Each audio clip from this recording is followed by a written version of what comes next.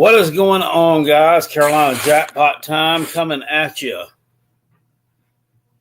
As you see, I'm by myself tonight. We got a couple of people in the house. Maybe we'll get some folks in here this evening. There was no big, long intro. Didn't have any of that good stuff going on. So got a couple of y'all here. If you're here, hit the thumbs up button. We're going to talk some college football. I'm going to attempt to add a guest or two if someone wants to pop in. But I want to talk about some stuff first. I want to talk a little bit of college football. I want to talk a little bit of college football this evening. I hope you guys are doing well. Like I said, hit the like button on your way in the door, if you don't mind. I want to talk a little bit of stuff. This has been kind of a crazy few days. And with the NIL scope, you got a lot of players out here getting on social media and doing a lot of different things. And I just found today, actually, it just popped up on my recommendation, so I watched some of the video. What's going on, Army? Hoghead, Droid, what's going on? Chops. Okay, I got off track there. Tiger Red Devil, of course, in the house. I got a recommendation today on a video. Shiloh Sanders, former Colorado Buffalo, former South Carolina Gamecock, son of Deion Sanders, actually has a YouTube channel with like 150,000 subscribers. He posted a video the other day where he is touring restaurants in Tampa, Florida. This is real. And he runs into Ric Flair while he's out touring this particular restaurant. They exchange phone numbers and all that. I don't know if anybody knows that this exists or not, but if I can figure it out, I'll put a link to it in the comment box there where everybody can see that. But yeah, Ric Flair on the Shiloh Sanders YouTube channel or YouTube video of all things. He's got a bunch of videos there. We knew that they all went out and did all kind of shit on social media during their practices and all that good stuff. But yeah, I don't know that anybody really ever watched their videos. Nobody ever really talked about it in our college football YouTube community. But yeah, sure as shit. I put it in the chat. It'll pop up there in a second. Maybe somebody can. Maybe that link will work. I don't look at that shit. That link don't even work. I don't think that's even a clickable link. Oh, well. If you're interested to see it, go search Shiloh Sanders. It'll pop up. But how's everybody doing tonight? We got some predictions here from here. Tiger Red Devil has been real loud and boisterous this offseason. Maybe he's being delusional. Maybe he's not. That he thinks his Clemson Tigers are going to go 12-0 in the regular season. I don't think there's any way. Not that they don't have a talented team, not that they don't have some good players returning. They do play a fairly weak schedule outside of the bookends from the real conference in the SEC on either end of it. Aside from that, their schedule is horseshit throughout the middle, as usual, as per usual. There's a few chances in there for some slip-ups. Got a lot of people there was a Clemson YouTuber who actually predicted their wins and losses on the season, and he predicted them to lose to Louisville in November on a Friday. Why? If you're a Clemson man and you believe in your team, you believe in what they got going on, you believe in Dabo, you believe in Cade Klubnik, and this tard is up here picking them to lose to damn Louisville. First off, you lost to Louisville last year for the first time in ever. They joined the conference in 2014. You've never beaten them. It's kind of the reverse of South Carolina and Texas A&M, right? Texas A&M came in the SEC in 2014. South Carolina, up until the 2022 season, had never beaten them. Clemson never lost to Louisville. So why you're sitting here predicting them to lose to them again, this time on the road, is then you don't believe that they're going 12-0. you don't believe they're a playoff-worthy ACC championship level team, whoever it was that made that prediction. And I think that's just clown level silly. Army says, did I see Crane and Company? Yes. Sports Talk Jabroni. If y'all are subscribed to the Crane and Company show, you should be subscribed to it. They run a pretty good show. I thought they had really good sense too until they put Sports Talk J on there. But I will say this. Sports Talk J is a much better representation of the Tennessee fan base, a much more professional YouTuber with a much better opinion who is going to be able to carry himself in a much better way and leave a much better impression than one Boogie Bentley. I mean, if they had put that guy on there, it's game fucking over, man. Y'all might as well go on ahead and delete that damn video. But yeah, Sports Talk J over on Crane and Company. Talked some Tennessee stuff. It wasn't too delusional. And he didn't mention South Carolina either, which I got to give him, as the youngsters say, give him his flowers for that one. Yeah. What's up, Husker Man? Army says he was shocked he was on such a big show. Well, I mean, he's a national brand, old Sports Talk Jabroni. He's a national brand. It's kind of what I wanted my channel to be at one time, you know. But unfortunately, I have to work too much. There's no way that I could pull that off. Just absolutely no way I could pull it off. Says Booger Bentley went to App State. I think he does. He wears an App State hat a lot, which is like, why do you – man, here's my thing. Am I going to the South Carolina Clemson game? No, I'll be working. I'll be here working. I'll be watching it here and live streaming it. Why are there so many people who go to like these smaller schools, like an App State, like the Citadel? I knew someone that went to the Citadel who pull for the bigger in-state team. And they're like a dyed-in-the-wool fan of the bigger in-state team, well, which App State's in North Carolina, Tennessee's in Tennessee, but it's really not that far. I mean, you could throw a rock and hit Tennessee. Literally, you just go right up across one little set of mountains from Boone, and you're in like the Johnson City, Elizabethtown, Bristol area of Tennessee. So there's really knowledge that they will pull for those teams if they went to. Why wouldn't he start an Appalachian State YouTube channel? Why wouldn't he be the voice of Appalachian State sports? Right? If you went there, which I don't think we've got it confirmed that he went there yet. You know what I'm saying? But why? Because you wouldn't make any money doing that. Because nobody cares. I mean, the only people nobody cares about App State football. It's like the people that go to App State. He should care about it if he went there. I know guys that went to the Citadel that are big fucking Clemson fans or big Carolina fans. That, you know, it's whatever. Can't be Barney Ross going to ETSU, get in where you fit in. Yeah, I guess so. Are you concerned about South Carolina's rushing attack from the running back position? Well, I'm concerned about them getting a legit. I'm concerned about who is the starting running back going to be. Because for me right now, I'm pretty much resigning myself to the fact that Rasul Faison either is going to start playing for us late or he's not going to play at all. Because they have drawn this whole charade with the eligibility. They have absolutely drawn this thing out. They've messed it up. And I honestly think that they were going to tell the guy no, and they're waiting it out. They're drawing it out so that he doesn't have time to get a court date before the season so he can get an injunction to play. The NCAA, not only are they worthless,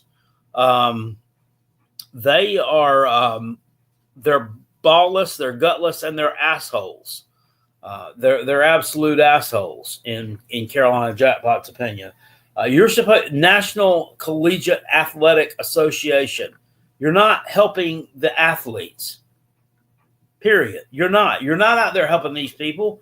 They should have told this young man something. Let them go on with their life. If he doesn't have any more eligibility left, tell him he doesn't have any more eligibility left. Should have told him in April so that he has time to either lawyer up if that's what he's going to do. If you think you're right about it, you shouldn't be worried about whether he lawyers up, right? Or maybe he just wants to go on living his life. Maybe he has a life outside of football that he wants to live if he can't play fucking football anymore. So fucking tell him. Fucking tell him. How stupid. How stupid is that? All right. I forgot to mention this part. No Rob Sanders this evening. Rob Sanders is in the dark right now in Columbia, South Carolina. Unfortunately, that storm I guess the same storm that came through here, ran through Rob's area and knocked out his power. So he can't get online to do the show. So that's where he's at.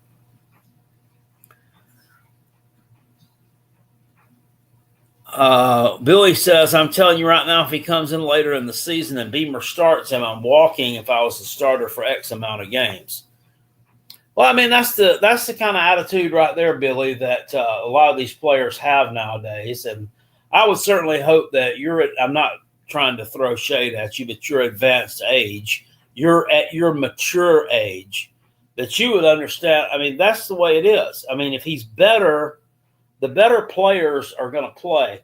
Gamecocks Colin Murray Boyles just got drafted. Looks like he got drafted number 9 overall to the Toronto Raptors.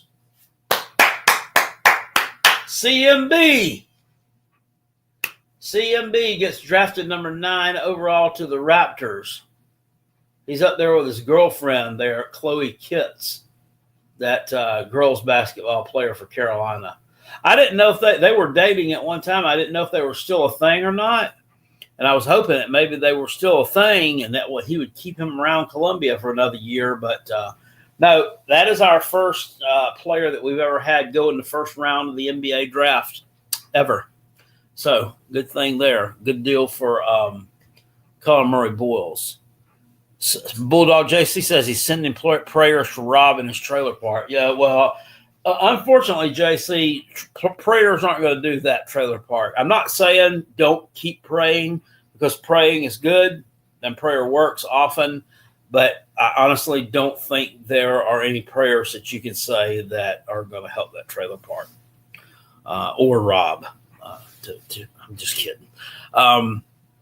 What's surprising, Will? We've never had one draft. Well, they've had a lot of players drafted over the years. I've just never had one drafted that high. Clemson's only had one. Trevor Booker back in 2010 got drafted, I think number 22 or something overall. So, yeah, South Carolina and Clemson down bad when it comes to the NBA drafts. South Carolina's had first round. No, they hadn't. I mean, well, unless Chat GPT is wrong, who? Tell me who. Sindarius Thornwell was like number 42 overall. And there was another kid we had that was drafted pretty high. But, yeah, no. According to Chat GPT, we haven't. Detailer says Rob weighs more than his trailer. His trailer will blow away around him. But so it's going to be looking like an umbrella. That's mean. That's mean. Y'all stay hydrated if you work outside. Walk It Off Sports says, terrible today. Very, very humid. I started out about 7 this morning, which is late for me. I normally get started. Well, yesterday morning I got started at 4. I was at Walmart in Powdersville, South Carolina, the big city, at 4 a.m. and I got done about 1:30. But then I worked an extra 2 stops to try to get ahead. And then, so today I didn't get started until 7, which was a little bit late for me. I'd like to have gotten started earlier than that because of it being so hot. And I finished up about 5:30 this evening. And, man, I'm telling you, This shirt, I don't know if y'all can see it or not. This black, I wore a black T-shirt today like an idiot. Look at that. You see the salt on there? Y'all ever had a hat that gets like that? It gets the salt in it from the sweat that dries up. This shirt was just ringing with sweat today, man. It was horrible. From what I understand, today was the hottest day that we've had in South Carolina since 2017. Uncle Lou sent me here. What's up, Go Irish? I hope you enjoy yourself here. We kick it around a little bit. Heat pump can't keep up. Yeah. Get you some PFG. Yeah, I got one. That's 100%. Rolando Baltman, number 20. Okay. Well, then ChatGPT is an idiot. Yeah. Octavian's here. If anybody wants to jump in, I'm going to try. Lou does. He does. He'll say some nice things about me and my show often, especially about our live streams and everything. So he's a good one. He'll send some traffic over our way. I enjoy his stuff. I often miss his entire live shows that he does on Tuesday nights and Thursday nights because I have to go to bed so early most of the time. Staying up past my bedtime tonight, actually. I love his shows, and I'll listen to them on my AirPods just working today. And Octavian had called in last night, and I'm telling you, I think you don't believe a lot of the things that you say. And I don't think you're a dumbass as far as when it comes to football.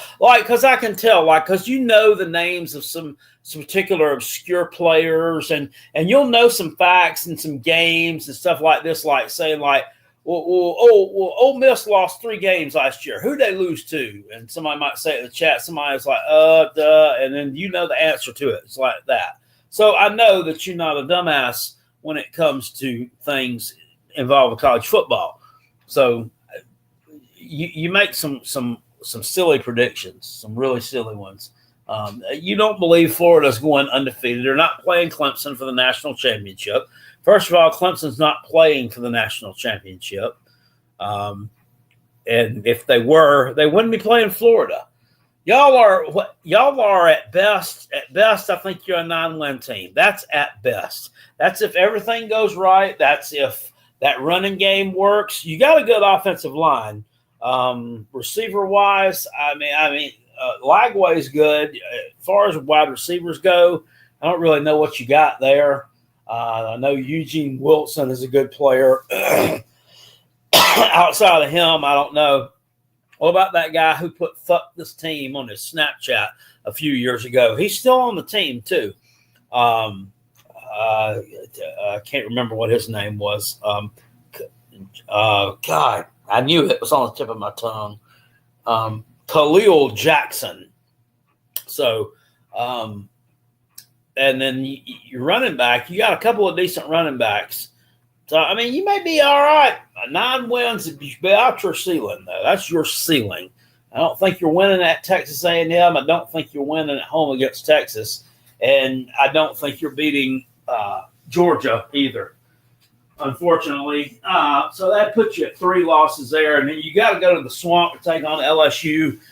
A lot of Florida fans out there I see on channels talking about, well, if we lose that game, if we happen to lose that one, and then we happen to lose whatever the other one was they were talking about next to it, they said, Billy Napier is definitely going to be on the hot seat. Why should Billy Napier be on the hot seat if he goes on the road and loses to LSU? That's expected. It's expected that you're going to go on the road and lose to LSU. Kentucky Blue says South Carolina's going to take a step back. Trust me, Beamer ain't the one. Okay, well, who is? South Carolina may take a step back, but I can guarantee you they won't be as bad off as Kentucky is. I can almost guarantee you that. And then what's wrong with Beamer? Is Beamer a great X's and O's head coach? No. Has he hired some pretty good assistants? Yeah, I think he has. I'm interested to see what Nick Harbor does this year. I really think that kid's going to go off.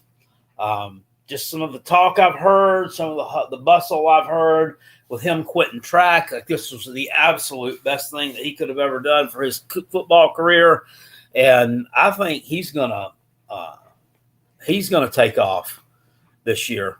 There's no way he can't. I mean, if he can get the ball in his hands, and he can do some electric things with it. You saw him last year when they got him in that. They got him in the kickoff return game there against Illinois on the little trickeration play. Hell, he about ran a damn touchdown on that. Speaking of Illinois, speaking of bowl game, and speaking of Brett Bielema, did anybody see where Brett Bielema and Illinois are accusing Kirby Smart in Georgia of tampering with this running back that y'all got from them? I forget what his name was. Yeah, he took one of their running backs away from them, and they're a little bit mad about it. And there was a lot of Georgia fans in this little comment section. It was on a Facebook post that I read. And they were just saying, well, it's because he wants to play for a winner. This kid's name is it McCray? Yeah.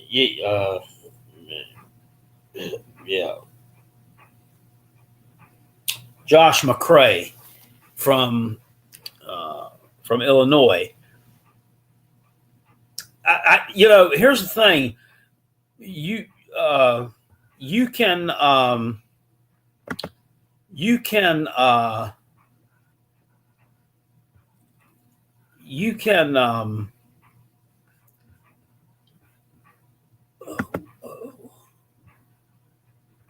what was I going to say? You can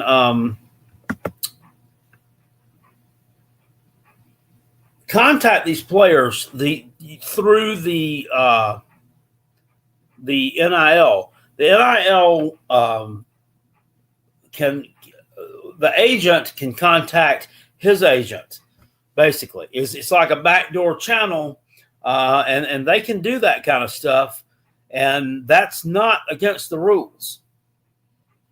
It's not against the rules to do that. Now, if Kirby Smart's the one who reached out to it, or one of his assistants or something like that, then it is against the rules. You can't do that. But other than that, it's fair game for them to do that. So yeah, that may have been what he did there. And that, may have been exactly what he did there.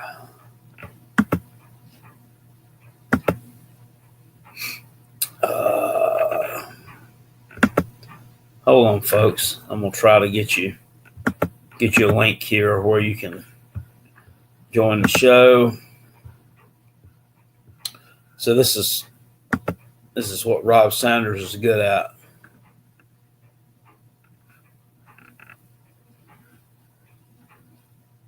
He's good at this shit. He's good at this here shit. All right.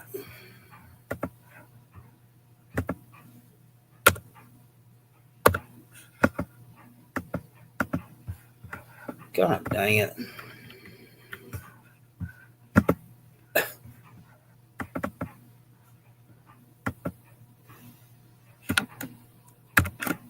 Lord. You'd think that my dumb ass would know after all those years of working on a damn computer,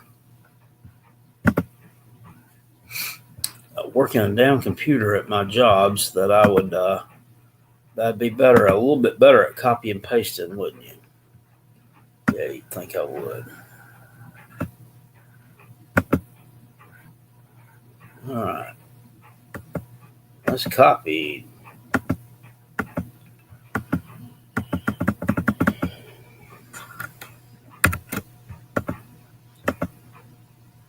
Shit. All right. Well, I might just have to talk to y'all. I'm trying to copy and paste this fucking damn thing here is it's letting me copy the link, but it's not letting me paste it in the chat for some reason. You know, seeing as I'm running this thing, let's see here, guys. You gotta bear with me. Yeah, no, I can't. Yeah, I can't do that from there. Ain't gonna work.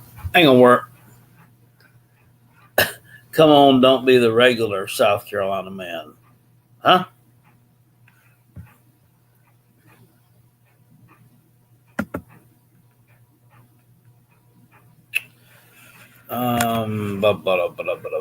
Whoa, shit.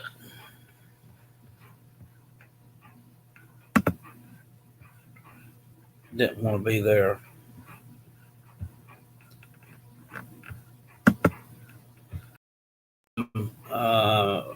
Damn it. Oh, well, guys, it's not going to work. Yeah, I know the control. It should be control C. I don't know. I thought control P or control alt P would paste shit. Anyway, Colin, help Carolina Jackpot. You're a computer group. No, I don't want any help. I'll find out exactly how to do this. Invite guest. Yeah.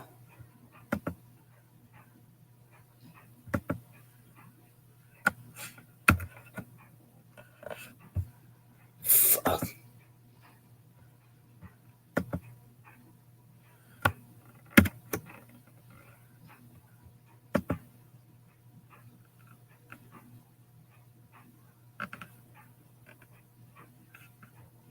All right, there's something there. Thank you there, Mr. Who was it? Ryan. Put that there. I don't know if that's hopefully that's clickable. Anyway, getting back to what we were going to talk about there. What were we talking about? A first thunderstorm came through. Yeah, we've had some nasty ones today. It was nasty today. A little bit of hail and that. Bob says, I think Clemson beats the Cox this season. Okay, well, we'll see. Welcome to the program. What's going on, Jackpot? What's going on? I think you didn't like what I said about South Carolina yesterday, but it's the truth, man. It is the truth. Yeah, you said South Carolina fans were delusional, and that we said we were beating Clemson, that we're beating Clemson by 40 and winning 11 games. Nobody, or going to the SEC championship. Nobody said either of those things. Nobody said anything about beating them by 40. I do think we're going to beat them. Winning the SEC championship. Y'all not beating Clemson. Y'all not beating Clemson. Stop it, man. Based on what? I mean, that's what they said last year. Beating them. Y'all beat them last year. Y'all beat them by a miracle. What was a miracle? Well, I mean, there wasn't nothing miraculous about Norris Sellers. Wasn't nothing miraculous about his 3rd and 17, 3rd and 18, whatever it was. That was just pure power, skill, athleticism. Never say die. Power, skill. That game. He put it on his back and won the thing. Yeah. Yeah. Where was that? Where was that against Alabama? You know, and all the other teams when it matters the most.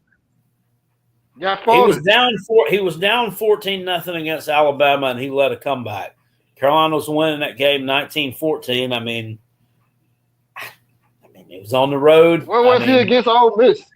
Well, I don't know. He showed up when they played Kentucky. Showed up when they played Oklahoma. He took a trip down to He took a trip down Myrtle Beach, didn't he? That game, they didn't know their ass from their rear end. What, against Ole Miss? Oh yeah, against Ole Miss. That was just Like y'all was just playing, like y'all was playing with 9. Kind of like y'all looked against Miami. Miami. So Yeah. here we go. Here we go with this, sir. Miami is a delusional fan base that reminds themselves of their 2001 season every year, and they get their ass beat, and they get handed to by unknown teams and teams that shouldn't be good, like Georgia Tech. Yeah, Georgia I Tech know, is sorry as hell. but then they play your team, and they should have gotten arrested for child abuse. I mean, they beat the absolute hell out of them. We're gonna beat the shit out of Miami, man. What are you talking? Miami's not even on our level this year. You realize not even you beat the shit out of Miami. You say beat them by 21 points. I guess I'll say 21. You know that would have to be like a 60-point swing from what it was this past season. I mean, because they just 6-point swing, huh? We're gonna destroy the people. We're gonna destroy the people in week 4. And you got to also remember, Carson Beck knows Florida. I mean, who gives a damn about Carson Beck? Gives a damn about Carson? Who fuck Carson Beck up, man? Well, you didn't do it last year. You haven't done it yet. I mean, he threw 3 interceptions against us. What are you talking about, Jackpot? What are you talking about? It don't matter. I mean, what was the final score of that game? Oh. I mean, did Georgia win? Georgia won because our third-string quarterback threw an interception at the 25-yard line. We was on our way to tie the game up. The game was tied. Okay, Are you one of the ones in the crowd that if DJ Lagway and got hurt in that game, y'all would have won it? We would have won. What you talking about? He was like 1 of 6 throwing the ball before. We would have won. No, I don't think so. No. I don't believe that. We would have won. We would have won. We would have beat Tennessee. We should have beat Tennessee. That's the game that irritates me the most. We should have won. That really ruffled my feathers with them. We should have won. That one really pissed me off, and showed me that Billy Napier has a vagina where his goober's supposed to be, because anybody with a set of balls would have went for 2 and won that damn ball game, because you're on the road. Tennessee, I mean, yeah, you scored, but Tennessee still got the momentum. You don't normally win overtime games on the road, especially in a place like that. So if he wanted to win, he should have shot his shot right there. I mean, we should have won 18-17. I don't understand that. In the five first and goals, we run a jet sweep at the 5-yard line, didn't get in on a 4th and inches. All you had to do is put the damn ball up the middle. Yeah, I mean, I think that really, I mean, that game against that mediocre Florida team, I think that really shows you how piss poor that Tennessee actually really was last year. I mean, yeah, they made the playoffs. I get it. They made the playoffs, but man, they had some issues. Tennessee is sorry. Listen here. One thing me and you can agree on: Tennessee is soft as hell. With me and you know that. They've been soft. They've been soft, marshmallow eating cotton candy motherfuckers for years. We know that. Yeah, they're they don't have no quarterback. They don't have no quarterback. They don't have no nuts. Their fan base think they're winning the championship every year. Which Billy Cole, when is the last time y'all won the SEC, Billy Cole? I'll answer that. 1998. 1998. What a shame, man. Your program has been dormant, sorry as hell, just like Florida State. Florida State making these outlandish comments talking about, oh, Nick Saban is not there. They're not the same Bama. Get the fuck out of here. You dumb motherfucker. You have that Castellanos dude, he's got to be the dumbest idiot alive. That's the dumbest fucking idiot on the planet Earth. They're gonna come down here and beat Florida State by 45 points. They're gonna run them out of the stadium. Then he's gonna ask. Then they're gonna ask him after the game. Oh, in June you said that that wasn't the same Nick Saban. You dumb motherfuckers don't even win a fucking Power 5 fucking game until fucking Kyle hands you the game. Yeah, I mean, that was kind of silly.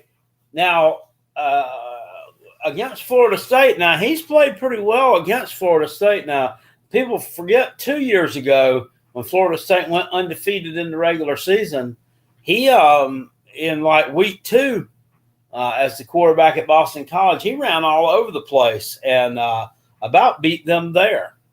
So he did beat Florida State.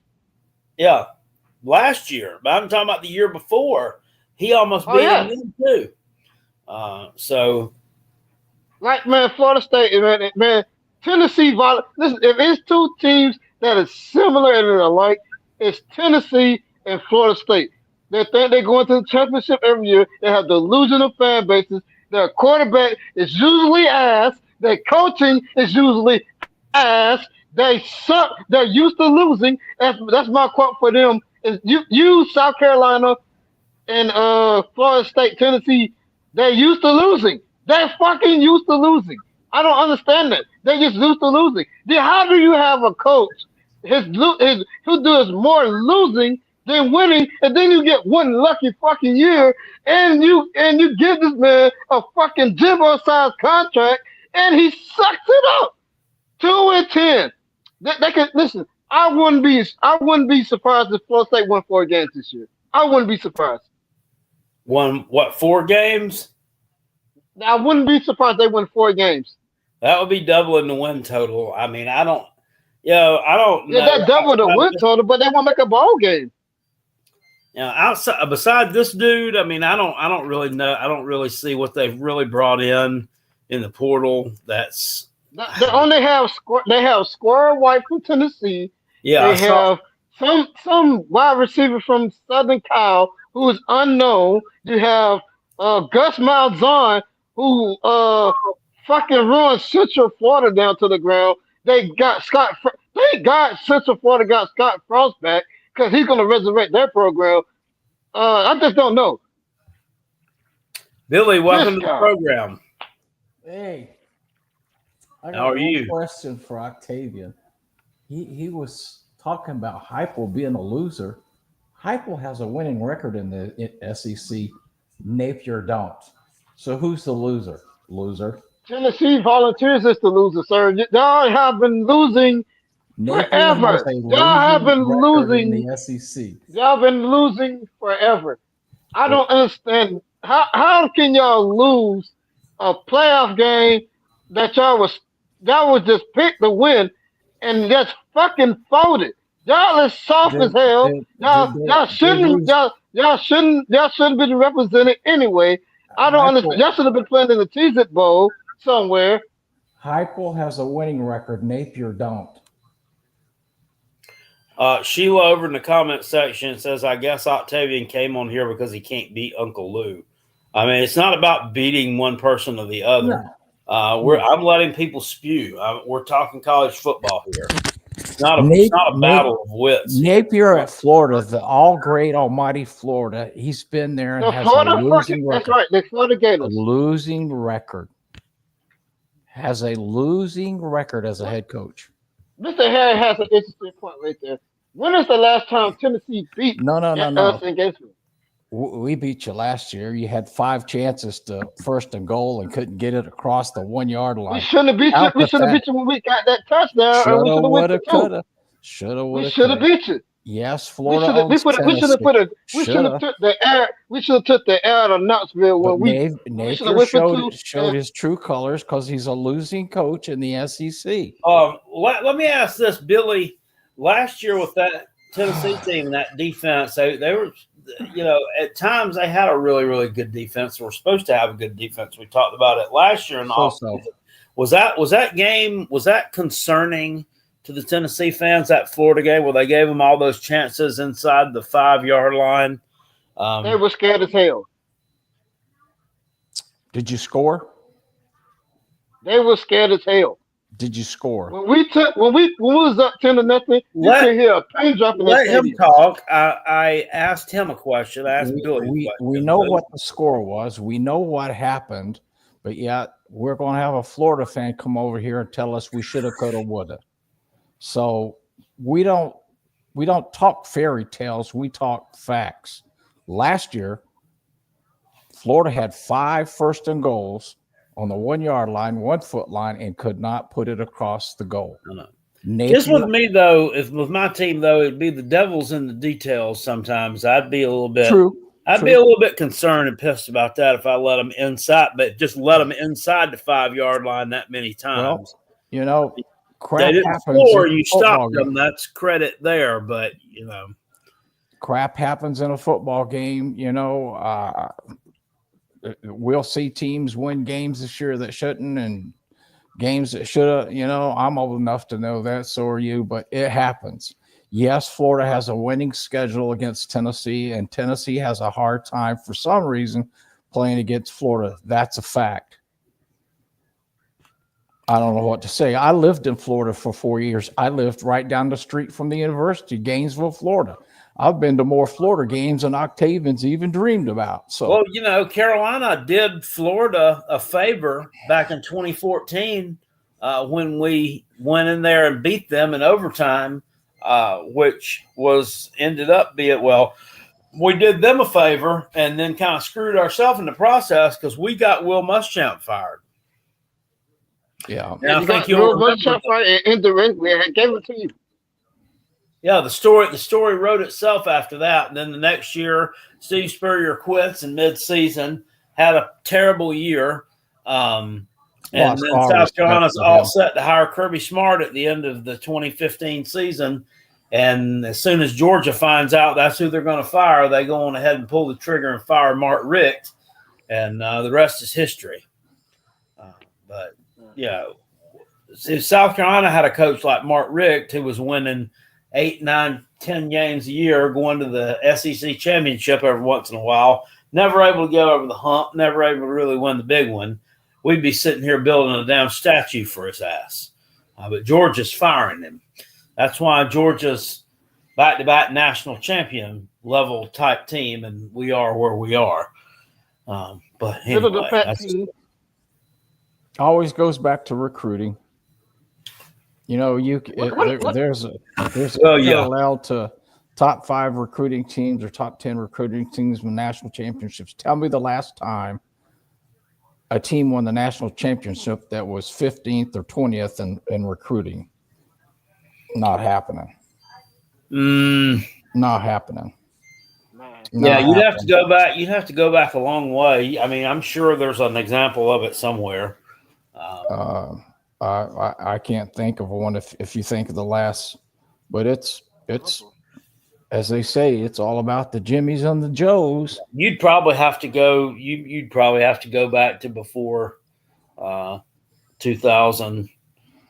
I'm just trying to think of somebody where was there a spot where somebody came out of nowhere and just I can't really think of anybody.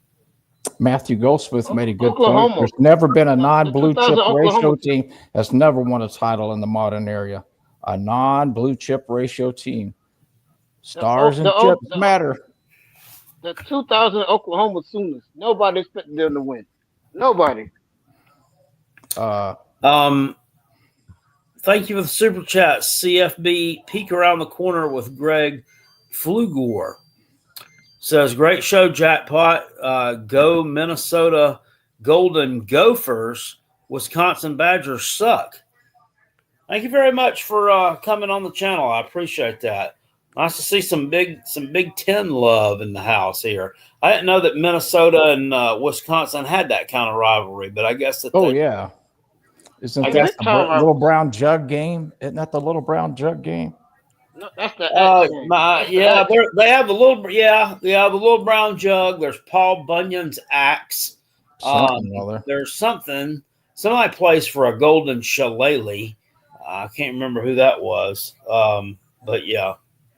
Oh, I didn't mean to Paul Bunyan's axe. Paul Bunyan's axe might be in the old oaken, but no, the old oaken bucket is Indiana and Purdue. Yeah, Indiana and Purdue. Tennessee and Kentucky had something about some whiskey kind of was it was some kind of whiskey barrel, isn't it? Yeah, and all the. I was going to say something. I just caught myself. It's amazing how you can do that when you get older. Yeah, they kept putting the scores of the games on there or something. I think it. Yeah, it offended somebody. No, somebody was killed after a game someplace. Big Bonnie Ross, correct me, or somebody will that a few years ago was killed, and they stopped doing that. So was killed for what? Drinking and driving? Yes, sir. Yeah, you can't do that. You can't do that. But yeah.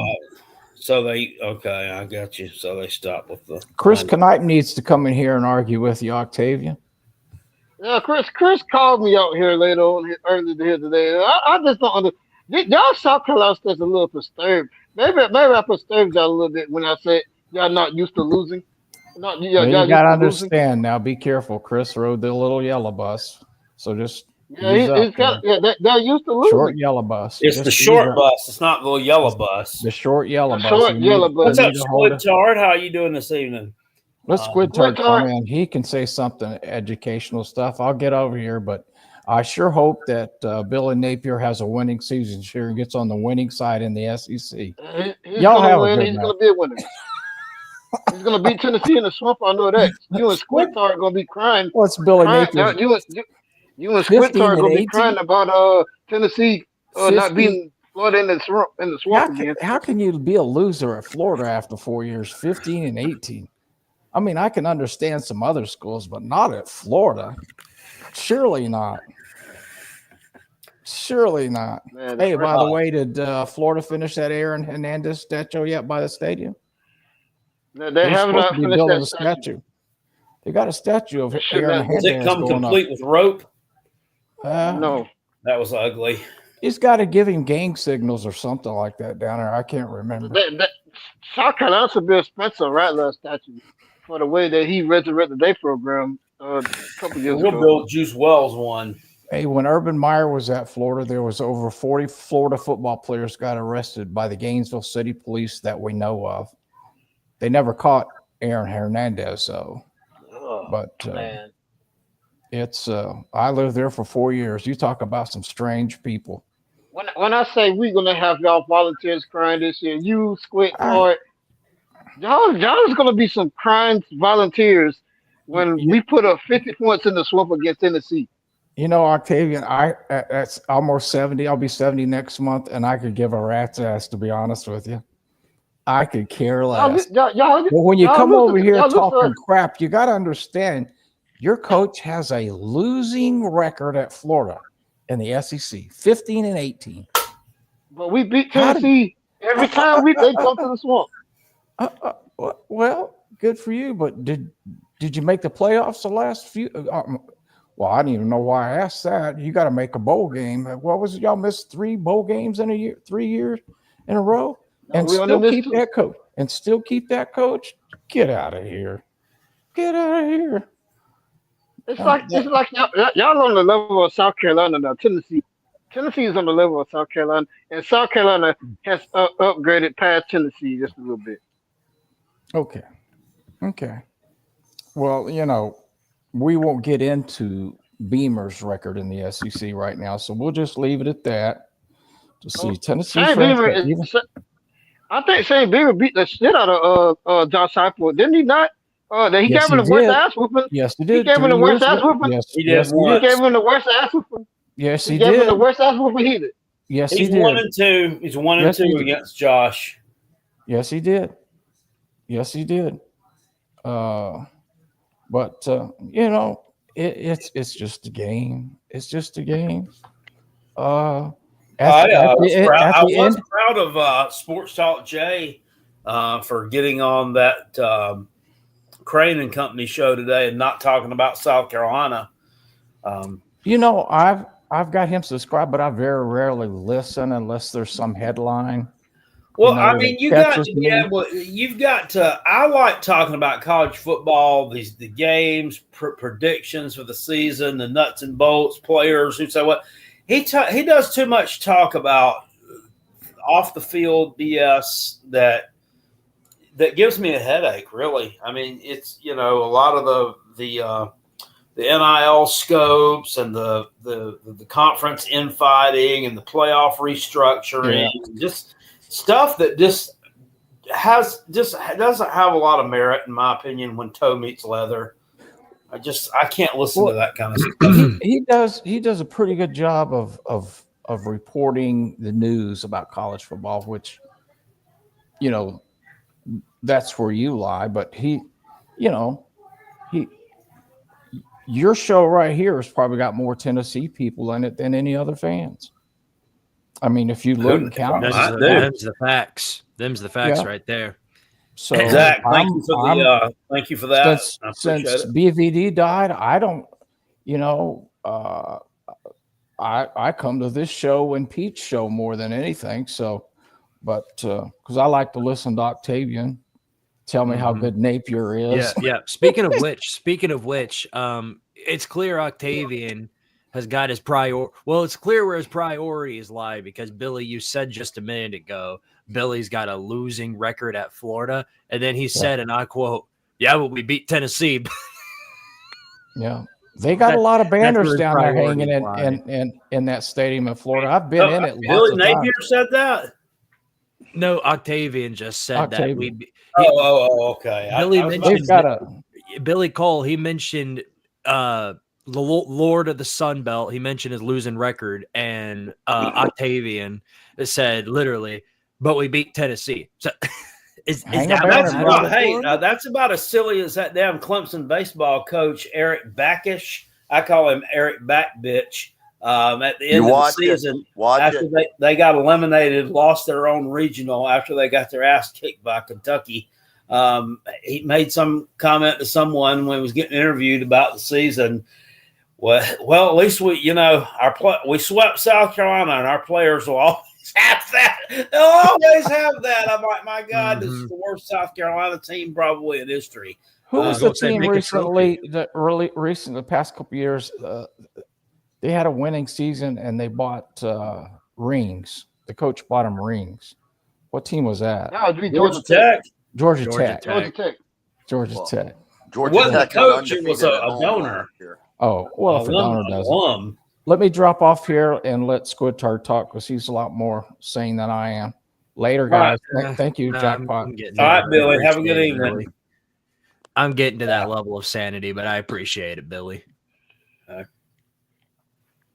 that's crazy, though. He's Lord of the Sun Belt's got a losing record, and he's there talking about we beat Tennessee. I mean, how the mighty are going to beat them this year. You're talking about Octavian is the one bragging about it. Billy Napier didn't come out and brag about that, right? I certainly hope not. No, if he has, I haven't seen it yet. It wouldn't surprise me, though. It wouldn't be the most unrealistic thing. Is y'all going to beat us for the first time in 30 years in the swamp? We may. I have no clue. No, they're not doing that. I think we got a better shot. I think we got a better shot. No, y'all don't have a better shot. Who is the quarterback? I don't know, Squidtard. If I was you, bud, I would really be thinking about how is our quarterback going to play this year? Well, let me ask you this. You think he's worse than Nico? Yes, he is. He comes from a smaller school. I don't know, man. It's kind of hard to compare him. I don't think Nico was god awful. I think he was really inconsistent. But I mean, Aguilar, he played against us last year. I'm just basing it off the one time I've seen him. We picked his ass off.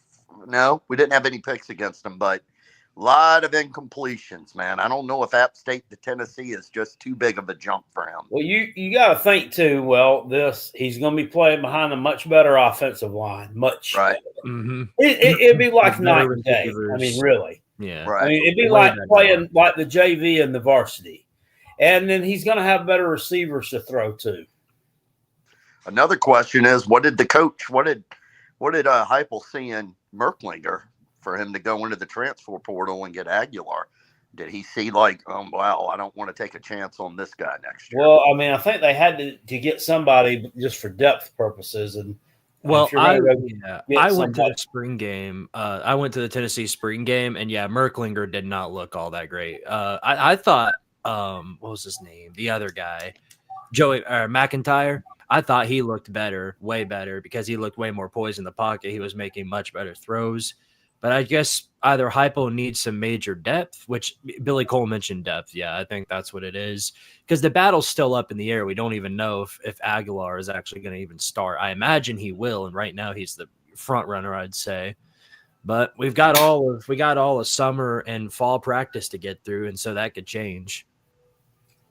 Man, Tennessee's offense is just a question mark. Their defense is kind of good. I give you that. That's very good. Jermon McCoy's the best corner in the country. Sheila over in the comment section, pretty good football knowledge here. Talks about Nico's pass percentage was only 64% because of UTEP Kent State. Look at his pass percentage in the SEC. That's true. You know who that's also true of? DJ Lagway. Go look at his stats from last year. I think he threw for like 1,100 yards or something, 450 of which came against Samford. Yeah, you want to talk about Joey's interceptions. DJ nearly hit that mark too.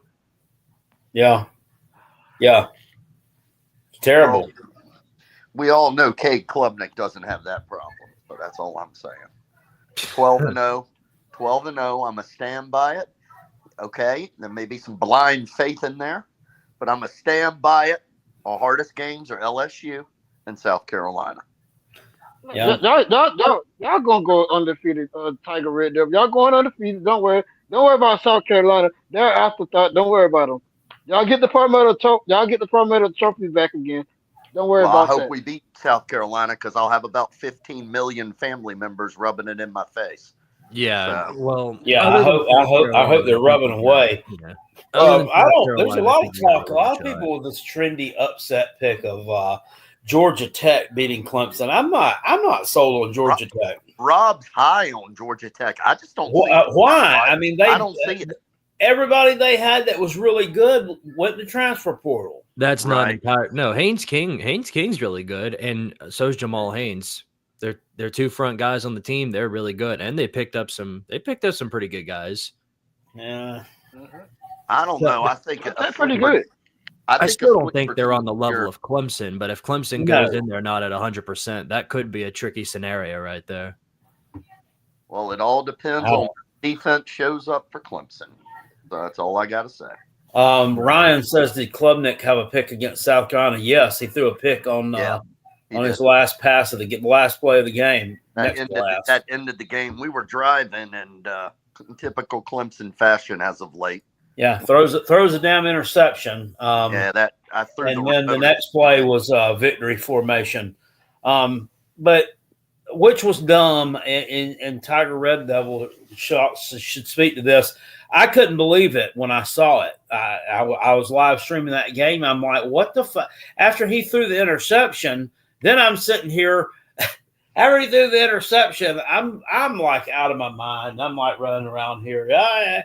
And I start criticizing Dabo in the play calling. I'm like, why are they not just running? Why didn't they just run up the damn middle and set up for the field goal? Which is what they should have done. Run up the middle, set yourself up in good position for that field goal. You hate Clemson with a passion. You're supposed to. But you will criticize. You'll criticize Clemson just as much as you criticize Carolina just as much as you criticize Clemson. You'll call it like you see it. Yeah, didn't you think that was a dumb play call? Yes, yes. I mean, we were running decent at that last drive, and then, but Phil Maffa had one arm, so maybe Dabo said he's done for the day. I don't know. Probably. Yeah, I mean, you didn't have to have that to set it up in the middle of the field. I mean, who knows, too? I mean, you could have broke one. But right. In terms of your 12-0 prediction, it's hard to predict that Clemson doesn't have an aneurysm, at least in one of their games, like they did against Louisville last season. But I think the replacement of Wes Goodwin for Tom Allen is one of the biggest pickups of the season right there. The man's going to take you places, I think, and that place is probably most certainly the playoffs. Well, I was hoping just how far you get, I have no I don't know. I was hoping he'd get fired and come back to Clemson, but I don't see that happening. We'll have to see because Penn State, they didn't seem to mind losing him. No, they didn't. They didn't Replace at all. him They with- didn't really say. They didn't really throw a fit when he left. Replaced him with Well- Jim Knowles, who's known Yeah. as like the best DC in the country. What also is just strange to me, Jim Knowles, you know where he was at before he was at Ohio State? No. He was the D coordinator for I'm a Man, I'm 40 Oh, out there at Oklahoma Oklahoma State. State. I'm trying to remember when the hell they had a good defense. I guess they did. I think I don't know, man. 2021 they had a 2023. Yeah. 2021. Yeah, 2021 they had a decent defense. Otherwise, yeah. Yeah, they're like the Southern Cal of the Big 12, though. I mean, they'll win games like 58 to 55 or something like that. Well, they can't win any games now. Did you see what they did last season? Oh, yeah. 0-9. I'm telling you, Florida if State he bad. has another year like that, I don't think he's going to be long for this world. Yeah, you know what's funny? Instead of I'm a man, I'm 40, it's going to be I'm fired, I'm 60. Yeah, you want to know what's funny about you want to know what's funny about that though? They went undefeated in SEC play, but winless in Big 12 play because they beat Arkansas. Oh, man. Oh. Does he still have that beautiful mullet? That thing's beauty. Yeah. You remember they had QR codes on their jersey at the beginning of the year to scan for the NIL donations. Are you serious? Yeah. Holy shit. Yeah, they did. Oh, my God. That would have been a real thing. That would have been a huge story, I think, if they were worth a damn. But really, nobody was watching them. An ultimate Right. troll attempt would be because they were so awful. an ultimate troll attempt by the opposing team would be to put barcodes on their helmets showing Oklahoma State's record from last year. I don't know who they play at the start of the season, but that would be. I know they play Oregon week 2. That's a going loss. to be that's going to be a massacre. That's going to be a paddling. Hey, Jackpot, you may know this. Are all the magazines, are they pumping up Oregon yet again? I don't. My other two magazines are in the front room there. I looked at them, but the Phil Steele, which I finally got the good hard copy the other day. I was going to do a live stream on this Saturday night, and I'm just going to level with you. I drank too many of those Bush Apple beers. That's what I was thinking. I was out of a commission. Phil Steele going into the season. He's got Oregon as his number 8 team in the country. Right. Yeah. So no, he's not like overly high on them. They lost some stuff. Evan Stewart, the wide receiver, they lost him and lost a quarterback. Yeah. Lost some pieces off the defense. It'll still be good. I mean, I got a ton of talent out there. They'll probably be, third place team in the Big Ten, I'd have to say. Yeah, but you're always counting on Oregon to shit the bed. Just like Penn State can't win the big game. Oregon shits the bed every year. Mm-hmm. Pretty much a guarantee. Yeah, they do. They're probably the best program that's never won a natty. Another team that I think is going to fall in that path is LSU. LSU is getting heavily overrated. I know they I hope so. They picked up a really good transfer portal class and everything, but it's the same story every single year. Brian Kelly amasses a bunch of talent, can't field the defense, and loses in blowout fashion all the really good teams he plays.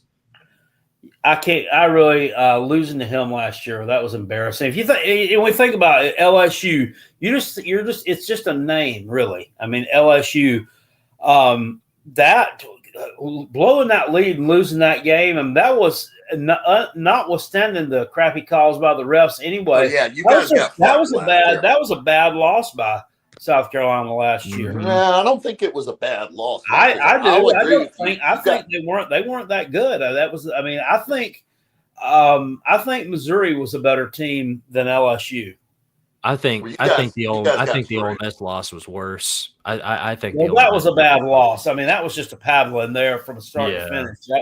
They weren't even in that game. It was just lopsided from the get-go. Y'all were just so focused on trying to screw over Juice Wells that you forgot to play football. That's the thing. And then this year, if South Carolina say they start out of the gate 5-0.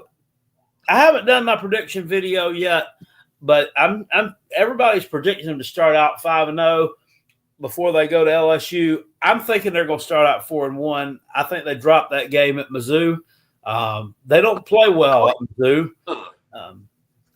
Eli Drinkowitz has kind of been the kryptonite for the Gamecocks. So if they do it, great. But I'm not going to predict it. But anyway. I think if y'all lose to Mizzou, I think you've got maybe 5 more losses coming. Mizzou is not going to be very good this year. They lost their significant pieces of talent. They're basically Luther Burden merchants, and they lost Luther Burden along with Brady Cook. They got that quarterback, though. The quarterback that they got from Penn State, he's a good player. Prabula. Yeah, he backed up Aller. He's got some wheels on him. He's a runner. He's going to be running for his life.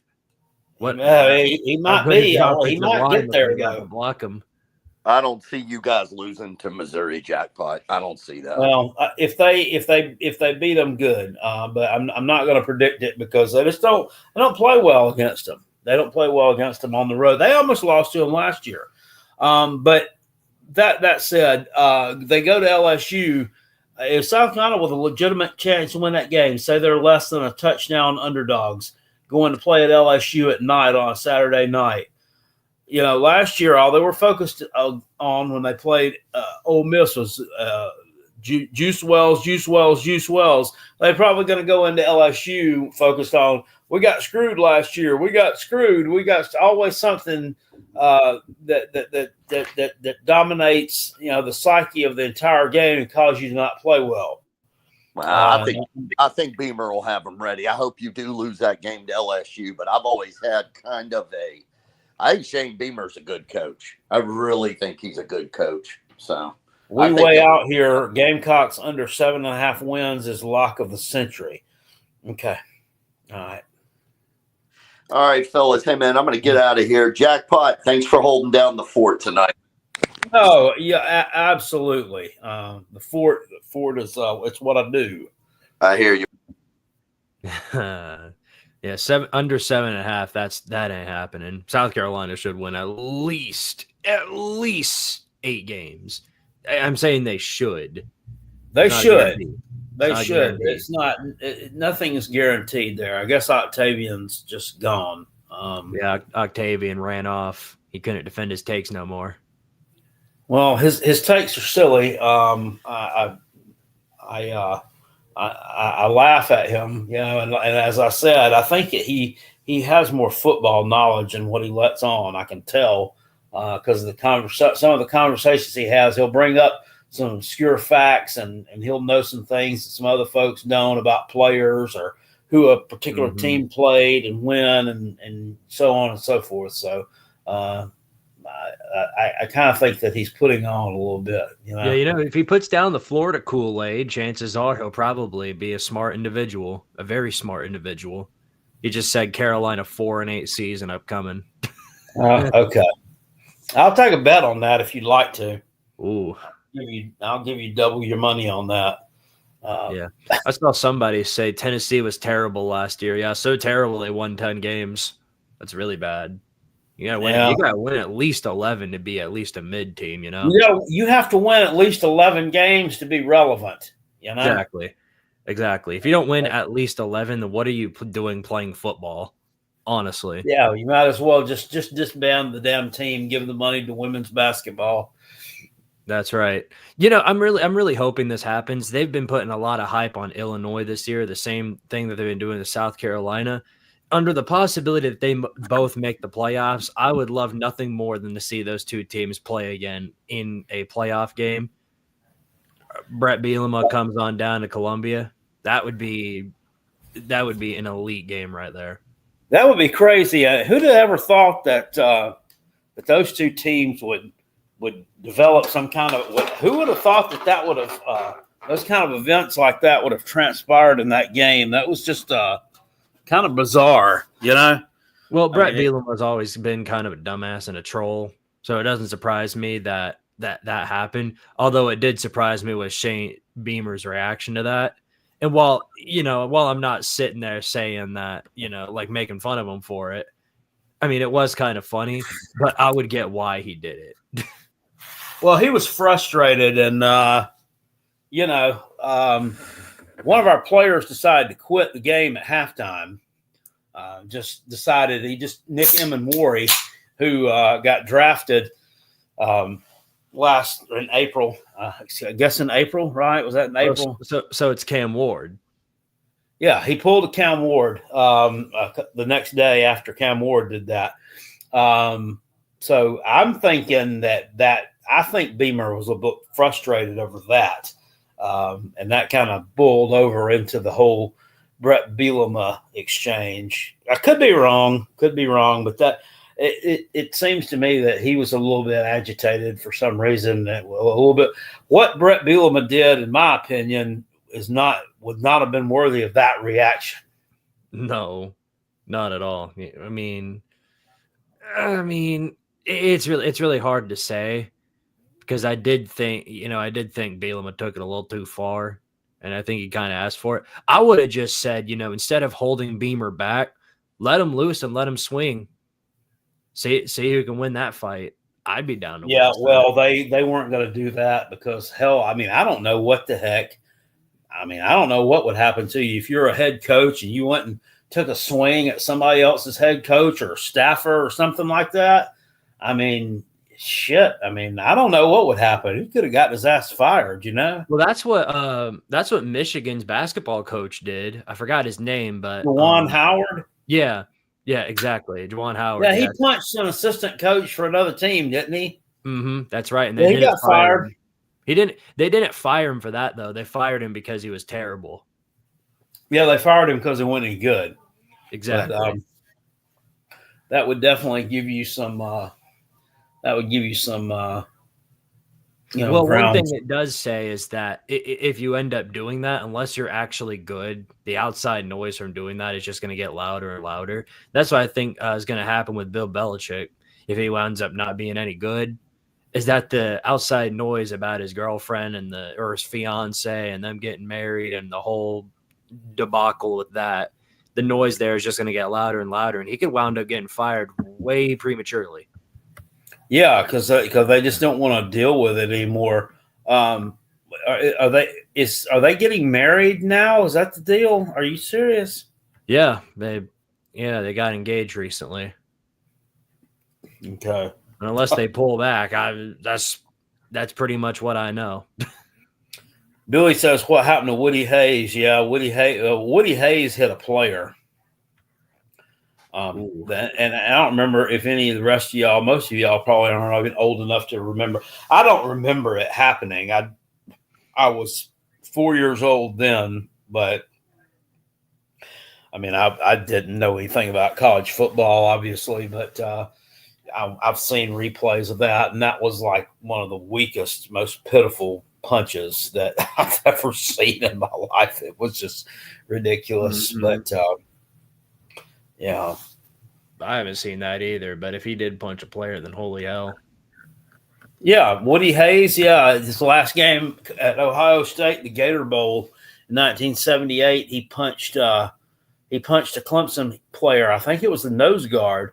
He intercepted a pass with, I don't know. There wasn't much time left in the game, and Ohio State was driving to score, and he picked it off, and he ran out of bounds with the ball right there on the Ohio State sidelines. And sure enough, there's just a big melee there, and old Woody Hayes just grabs this kid right up under his helmet, above the shoulder pads, and just kind of uppercuts him, and it misses really bad. And those face masks they used to wear back then were huge, so it didn't even land anywhere. It didn't even feel like a dent. Yeah, no, I doubt it. Yeah, and they obviously they fired him the next day. I'm a little surprised that they did that, because back then, they cared a whole lot less about strength and conditioning. Obviously, it was still important, but they weren't nearly as careful with it back then as they are now, because back then targeting wasn't even a rule. Oh no. You could pretty much hit anybody. It was just. Exactly. You could literally just do whatever you wanted to. It was get them on the ground. However, it doesn't. You couldn't. You get a flag for a face mask, but Mm-hmm. Another one that comes to mind is the Miami FIU brawl from 06. I think it Oh was. yeah. They're just completely throwing hands at each other. The one guy comes in with his own helmet and slams another guy in the back. Yeah, that was just spectacular to witness. If I'm not mistaken, I believe Mario Cristobal was coaching FIU when that took place.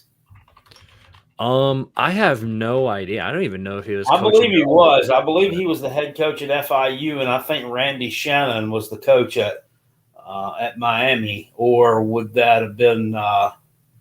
No, he became a coach in 07. He was on Miami actually So as that the would have been offensive line coach. Was that Vic Davis? Was that or Larry Coker? Yeah, it was. I'm pretty sure it was Larry Coker, and then the season right afterwards, he got fired. Wow. There's some strange stuff down in Miami. You know, the Orange Bowl, the stadium they used to play in. They were in for so many years. The last game that they played in the Orange Bowl, they actually lost that game. Oh yeah. I think that was in 2000. I think that was in 2007. Lost to Virginia like 58-14. I mean, you know, all the great wins that they had there. You know, all that stuff. National championship team winning the national championship in the Orange Bowl, being your home stadium, and and you go out with a loss to Virginia, and 58-14. Ouch. Yeah. So something had me rolling recently. I don't know if you saw it. I was on Twitter. They make those recruiting graphics every time somebody picks up a recruit. And Miami, I think they got a 4-star or 3-star. I can't remember which. But yeah, they had one of those graphics where he was inside of the stadium and it was full. But it wasn't even, Miami doesn't even have a stadium. It was the Dolphins stadium. And you could see inside. The part where they picked that out from was the Dolphins stadium during a Dolphins game because the stadium doesn't get full during Miami games. Oh my gosh! Are you serious? They had to use the Dolphins like the Dolphins fans for it, and I was like, that shit's hilarious. Well, I'm sure their game against Notre Dame will be. Is that game at the Hard Rock? Yeah, Hard Rock. Okay, I didn't know if it was there. I didn't know if that game was being played in Orlando or something like a neutral site deal. It'll be full. That game will be full. I know the last time Notre Dame came down to South Florida, it was full Notre Dame fans. Right. Yeah. No, I feel like half of it is definitely going to be Notre Dame fans. There just aren't enough people down there in Miami to care about Miami football, especially since the stadium is just so far away from campus. Yeah, I don't know. I don't understand like the whole deal with these sports teams, like the Tampa Bay Rays, the Florida Marlins. Are they the Miami Marlins? What are they? It's Florida, right? Yeah, I'm pretty sure it's the Tampa Bay Marlins. Could be wrong about that. The Tampa Bay Rays and the Florida. It was the Florida Marlins. It used to be. Then they changed to the Miami Marlins, and I don't know if I don't know. What they're calling themselves these days. But anyway, people talk about those teams and they have such bad attendance. And they'll always talk about, well, there's so many other things to do in Tampa. There's too much else to do in Miami. Well, I mean, there's a lot to do in New York. They don't have a problem selling out their baseball games. They're the Miami Marlins now on that, but they don't have a problem with that. I don't understand why people won't support these teams. If I'm right, I'm pretty sure Miami fills up their basketball stadium just fine. Could be wrong. Oh yeah. That, so yeah, yeah, and like it's not just them. Like USC is pretty much basically the same problem because they can't fill up their stadium worth a damn either. You go in there and right before kickoff, literally the upper deck is just a complete wasteland of nothingness. Where is this? USC, Southern Cal. Well, they downsized their stadium too. Had to. The LA Coliseum. They couldn't get it full. Yeah, they put like tarp or something over like the whole entire end zone section. Yeah, it's a problem all across California. UCLA's got the same thing going on. And that's a shame, too, because they've got one of the greatest stadiums all across the country. Well, at least historically greatest. I've heard that stadium's a gigantic dump. I don't know if you've ever seen the inside of it, but apparently it's like one of the most worn down piles of doo-doo that you could ever sit in. Yeah, well, it's in LA. So are you talking the Rose Bowl Stadium? Yeah, because that's where UCLA plays. I mean, if they haven't kept up with it and done upgrades over the years, I'm sure that it is, because I mean it's as old as Methuselah. I mean, it's been there forever. Yeah, I mean, I'm pretty sure they clean it on a periodical basis, but otherwise they don't add anything to it. They don't upgrade they don't make any renovations to it, basically. And it's it's kind of a mess, is what, at least from what I've heard. I don't know if they're going to do any renovations anytime soon, but it needs to happen sooner than later. That's interesting. Yeah, well, if you talked about stadiums that were shitholes, and the Rose Bowl definitely wouldn't be on my bucket list, but the more you talk about it, it definitely makes sense. Yeah, what's funny is that apparently they are going to be doing a renovation for $80 million, or at least that's planned, but it's not even going to be for football. It's going to be for the 2028 Olympics. Wow. Yeah. Brian in the comment section says he lives in Pensacola, Florida now for 2 years, born and raised in Greenville, South Carolina. Cool. That's where I'm at. Well, I'm in Simpsonville. It says the minor league team here, Double-A team for the Marlins, has more attendance than the Marlins. Lord. Yeah, I think that's cut is that the Pensacola Blue Wahoos? The Blue Wahoos. Yeah, the blue, it's a fish. The Blue Wahoos. Big Marty Ross says the Reds are 5 games back. Yeah, I think they won a couple of games against the Yankees. So yeah. So, if Atlanta keeps losing, Atlanta's a shithole, I'm told, by Bulldog JC. If the Braves keep losing, it might turn into even more of a shithole. Yeah, because the Braves are awful. I mean, they are about as useful as a sandpaper condom type of useful. Well, now they had a pretty good June so far. I mean, they win tomorrow. They'll win the series from the Mets. They won the series from the Mets at home. They've had a decent month. I don't think they're not gonna make a wild card or anything this year. They started off too bad. What's this, like 0-12 or something? They started off really bad. Oh yeah, terrible. Back on Bobby Dodd though, I'm probably going to very, very likely going to be heading up there next year for Georgia Tech when they play Tennessee. So I am I'll get firsthand experience about how good or bad that stadium is. I've heard that it's pretty it's outdated. Sounds about right, yeah. Outdated. The concourses are too narrow. The bathrooms are just old and just worn out. I hadn't heard a lot of great stuff about that one. But I mean, look at it. I mean, they pay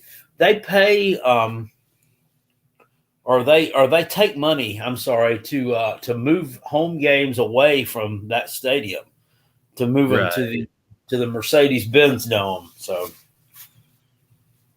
yeah, no, and thankfully Neyland went through a lot of upgrades as of recently. That's one thing I'll give Danny White a hell of a lot of credit for, is that our stadium has been through some significant upgrades, and it's way better off now than it was 2 years ago. Way, way better off. The seats are more comfortable to sit in. They removed those stupid piss troughs. Piss troughs, so they don't have pee troughs anymore? Nope, they got rid of them. They do not have them anymore. I know some people are mad about that, but I'm not one of them. I'm not nostalgic towards those things. Well, they are a bit of a nostalgia piece. I mean, I can remember many times at Carolina games as a youth. I'm 10, 11 years old standing here and, taking a leak and, nervous already because I'm in a room with a bunch of strangers and then some, 25-year-old guy beside me, that's like 6'4", brushing up against my shoulder. I mean, he's got like this huge, wet, dripping hog. And, I'm really intimidated at this point. Really intimidated. You feel like you're being outmatched. We became men here at these piss troughs. Exactly. It feels like you're being challenged. Yeah, that's the thing. Your manlyhood is at war with itself. and often loses. Big Barney Ross said Kentucky upgraded Kroger's. There are now self-check-in lanes for season ticket holders. That's good. Can y'all even sell those though? Because just to be honest, who would want to get that? I don't know. Kentucky is an underrated. Kentucky is an underrated home environment when they're winning. That's actually a pretty tough place to play. Yeah, Lexington can be a problem. What's weird though is that more recently than ever, they've been playing better on the road than they've been at home, and I'm not sure why. Because I mean, think of what they did to Ole Miss. And now, people are having Ole Miss on upset alert when they come to Lexington, and I'm convinced that Ole Miss is going to beat them there.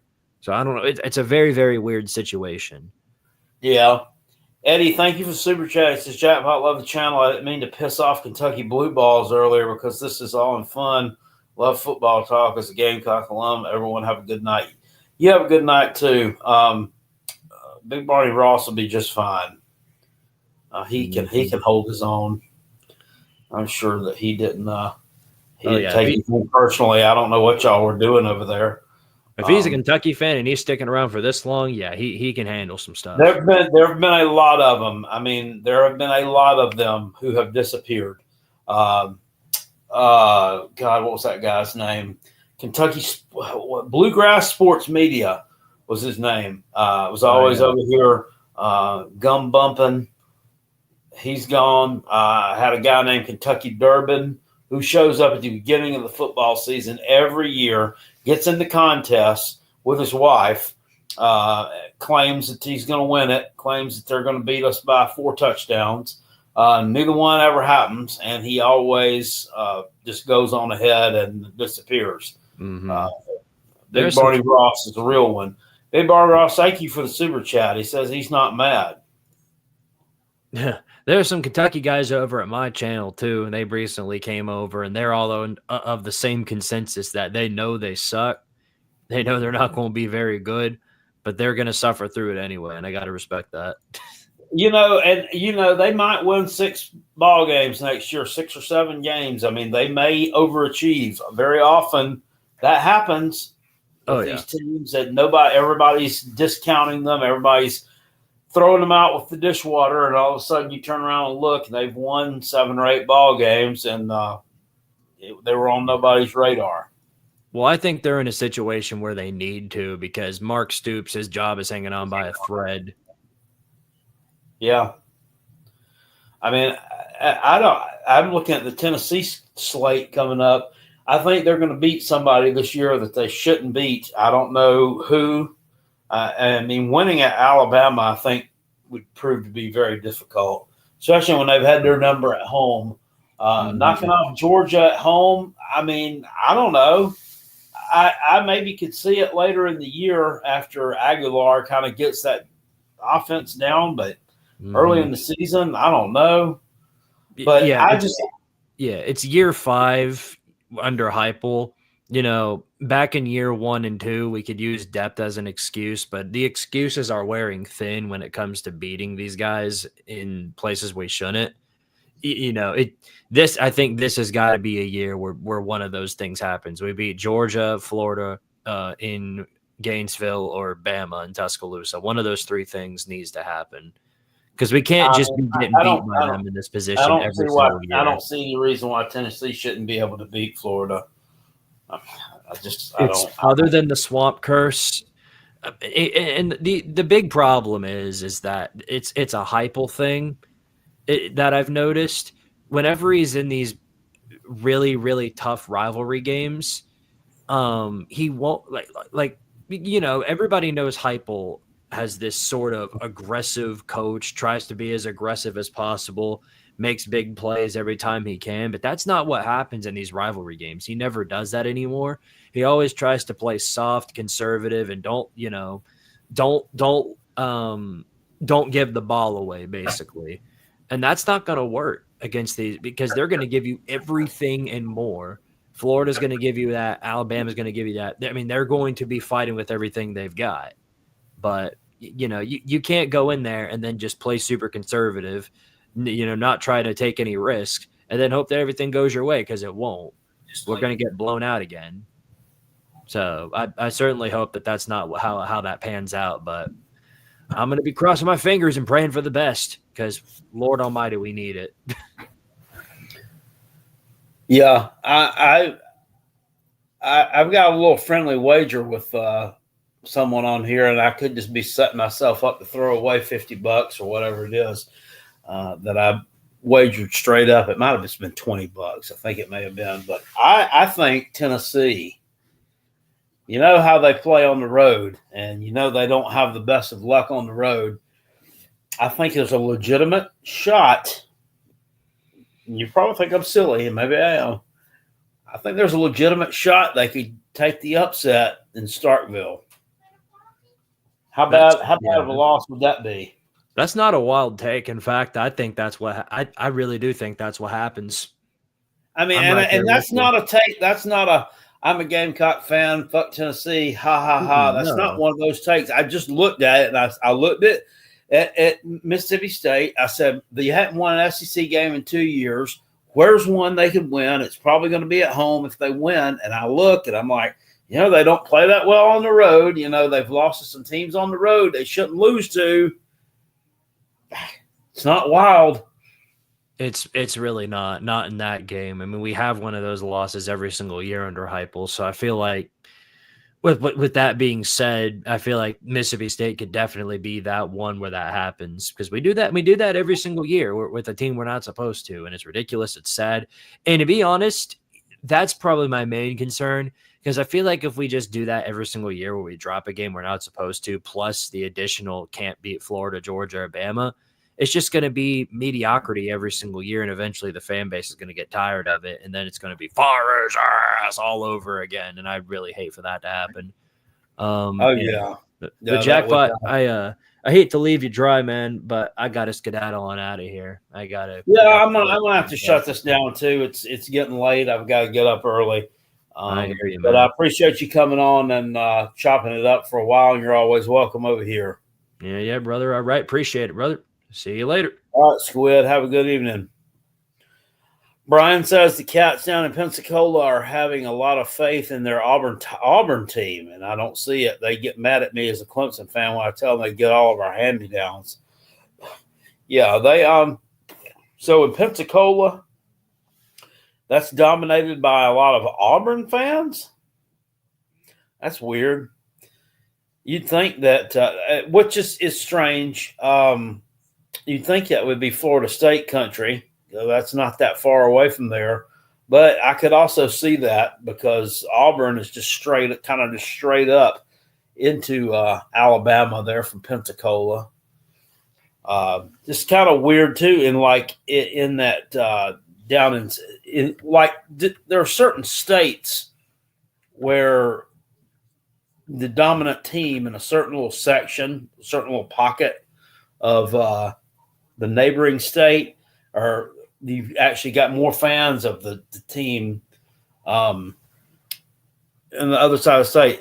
Very, very southern part of Georgia, there's a lot of Florida State fans. There's a lot of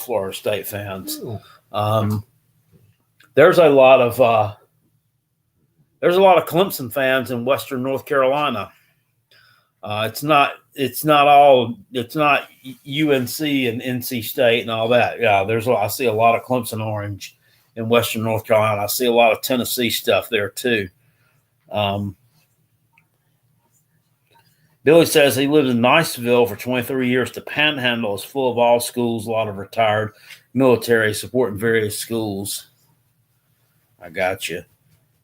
You know what SEC team nobody ever talks about that they don't, they don't have a presence on the internet really. I don't know of one of their YouTubers. Or I can't think of a YouTuber who supports this particular team. I don't know of any fan that like comes to the Uncle Lou comment section or anything, or this comment section talking shit. It's just a team that just seems to be lost and forgotten when it comes to all things internet wise. And it's a team that has it's had some hard times for, I'd say, probably the past 15 years or so. But I mean, other than that, prior to that, had a pretty good football history, has been in a couple of different conferences over the years. And who am I talking about? It's not Ole Miss.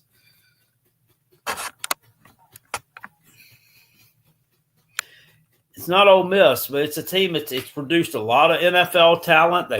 They've won conference championships. Played for national championship, I believe, in the past. No, it's not Mississippi State. We've got Sven. It's not Texas A&M. It's Eddie has it there. Arkansas. There's no Arkansas fans that I ever find here on the internet. If they are, it's sporadic and they're come and gone. I don't know of an Arkansas YouTuber. It's just like really weird. I mean, I see more of a presence from Mizzou people than I do from Arkansas.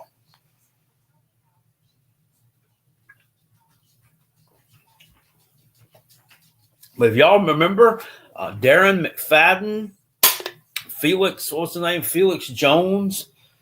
Back in the day, quarterback Ryan Mallett, he passed away.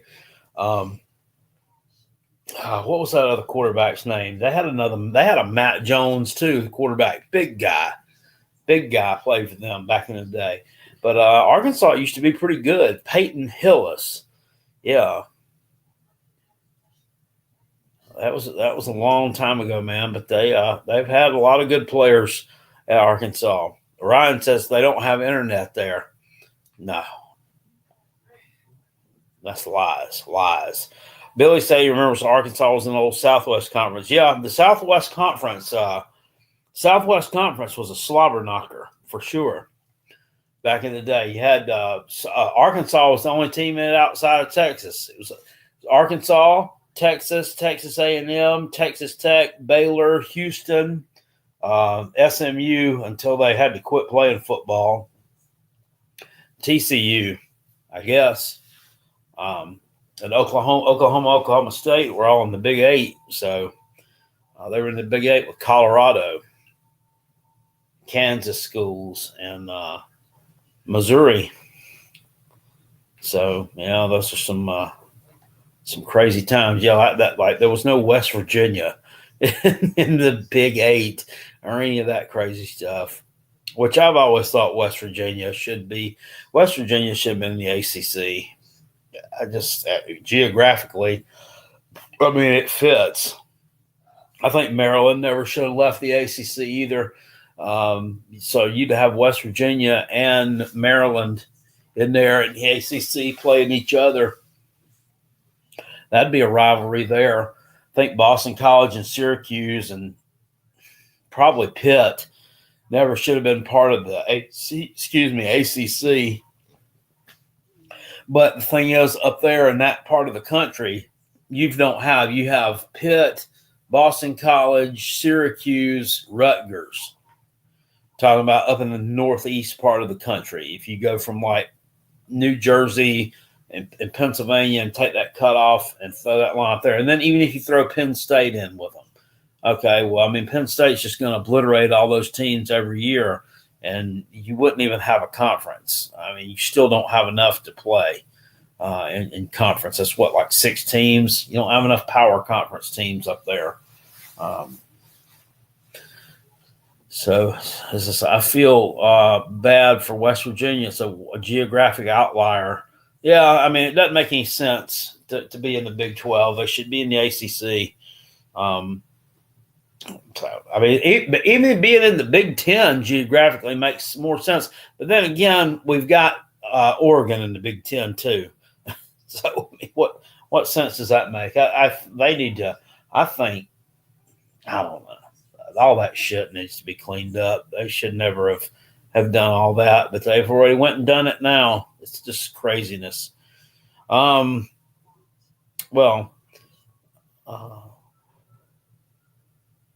yeah. Says the Astros are playing great baseball right now. They're not cheating to do it, are they? I know they were cheating at one time. Didn't the ACC stick their noses at West Virginia? That's what they may have. Which I did hear something one time about, the ACC. The ACC's got some schools in there who have some pretty high academic standards. You got Duke, Georgia Tech does. Clemson likes to think they do, but they'll take any damn dumbass there that can pick up a pen and move it across the paper. Yeah. North Carolina has high academic requirements. Now, they were giving away cheap African American studies degrees, but to get a real degree from the University of North Carolina, you got to be pretty intelligent. I think Louisville has some crappy academic standards too, though. So I think that was kind of one of the talking points with the West Virginia and that. Wake Forest, yeah. Wake Forest is a very small school. I mean, there's like 5,000 student enrollment at Wake, and playing Power 4 sports. So, have I been running chips in Greenville, South Carolina? Yes. Well, only on the White Horse Road side of Greenville. I go all the way up and down White Horse Road and all the way up to Travelers Rest. I actually live as far north of Travelers Rest to Highway 11, which is almost in North Carolina. But then other than that, I come over west of that and cover Pickens County. But I do that part of Greenville. Yeah. We got some business over in that area. You know why people go to the University of Florida? They can't get it at Miami or FSU. Billy with the insult there for the University of Florida. Man, dang. Would you live in Travelers Rest or Landrum, West Carolina? No, that's not true. Travelers Rest is full of people. Travelers Rest is way overcrowded. Landrum, maybe not. Landrum, but Landrum, buying land in Landrum would be expensive. If it was a house that was decent, if it was, and then plus, if it wasn't, it'd be one of these older houses. But yeah, Landrum is way less crowded than where I'm at here. But Travelers Rest wouldn't be any of an improvement. That place has grown so much the past 15 years. It's unreal. Yeah, it's unreal. White Horse Road used to be rough, correct? Yeah, that's all correct, and it's still rough. Yeah, no, White Horse Road's a shithole. Stay away from there. They have built some nice houses and stuff. They look nice now. They won't for long, and condos and stuff off of White Horse Road. So I don't know if they're trying to. I don't know if they're trying to get their gentrification game on that side of Greenville, but Brandon says Woodruff is really growing. I knew it would. I knew it was going to grow, especially when I started building all that stuff for BMW down there with the little plant that makes the parts for the electric cars that they're building there in Woodruff. Woodruff is going to be the next Bowling Springs. Or if you know Bowling Springs, it's that part of the county that just blew up. There's Rob showing up in the dark. Hello, Jackpot. Yeah, I know it's dark. There we go. There's some light. Ryan Yeah. says he sold out and easily to move to Pensacola. Traffic here is not even a nightmare on one. Oh yeah, in the morning that's a shithole. I mean, it's terrible in the mornings. I have to take the long way to get from Publix. You know where Publix is on 123 and Easley. If you cut the back way there's a road called McAllister that goes McAllister Road that runs all the way up in behind that other Ingalls over there and Easley, and it'll come out like near the QT down near the Walmart. I'll go all the way down that way just to avoid getting on Calhoun Memorial because that road is rough. Let's take a look at that man cave. No, not tonight. It's a mess in there. It is a mess. I just wanted to stop in for a second because we're dealing with a storm, and it's like it's so weird because there's like a 5-block radius where we have no power. So it's the weirdest thing ever. But so I decided to come up to McDonald's. Is that already gone? It's still storming, but it's supposed to drop off here like the next 30 minutes or so. But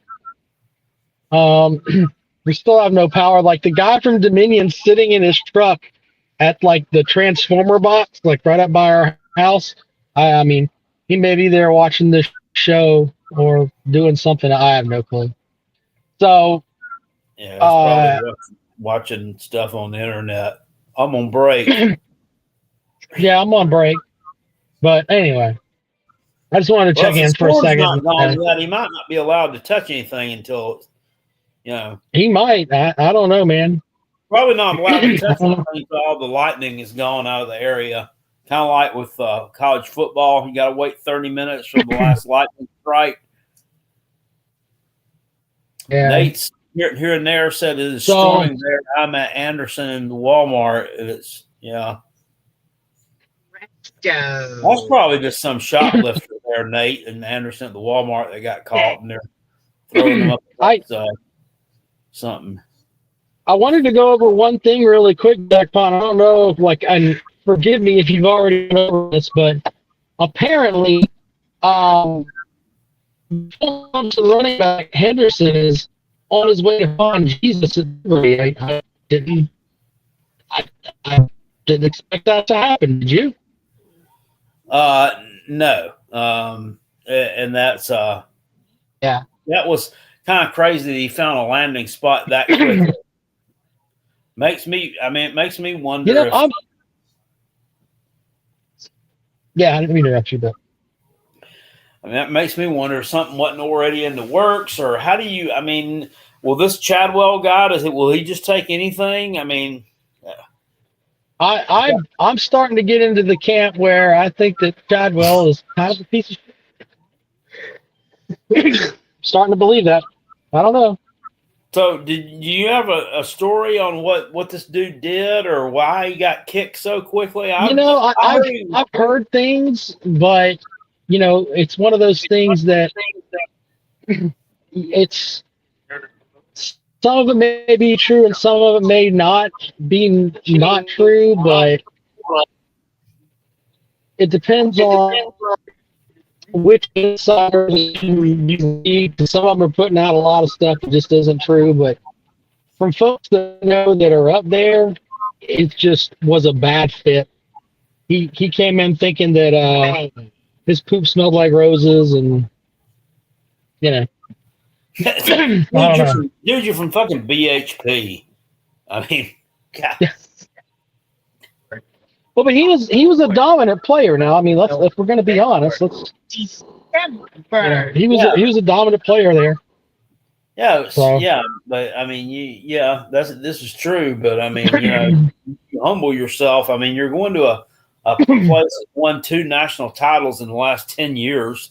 You can't be going in with your ass on your shoulders. Well, and let's just look at the list of running backs that were up there. Phil Maffa was, he 1,100-yard back last year, and then you went from him to Will Shipley, who just got a Super Bowl ring last year, to before that. You're talking about Travis Etienne and all that. Clemson's put out some decent running backs here lately, but he just thought, okay, we're going to be the greatest thing ever, and then go from there. I don't know.